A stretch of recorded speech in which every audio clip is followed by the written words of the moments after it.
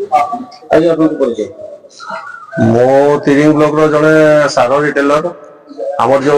सारो बिक्री नहीं कि रिटेल मानकर बहुत समस्या होची। एक्चुअली गवर्नमेंट प्राइस रे हमें बिकी पारु न कोन पाई कंपनी माने सब टैग दउचंदी प्लस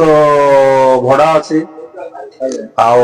ए सब नहीं कि एमआरपी रे बिका संभव हो नहीं किंतु हमर जो सरकारी कर्मचारी माने रहिले सब माने को आपण एमआरपी रे बिकंदु अधिका आपण कोन पाई नउचंदी किंतु आमे तो व्यापार करछ माने लॉस रे व्यापार करि पारबो नहीं धरंतु जति लैंप्स को से तांगर माल पहुंचाई दउचंदी सामाने एमआरपी रे बिकी पाबे किंतु हमको तो ट्रांसपोर्टिंग मिलु नहीं आ ए विषय नहीं कि हमर टोटल मामूल घाटी रो जति रिटेलर रहिले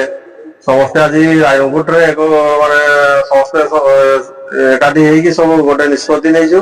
आ ए विषय रे यदि सरकार कोसी पदक्षेप न नेबे वा हमर एग्रीकल्चर डिपार्टमेंट वाला किसी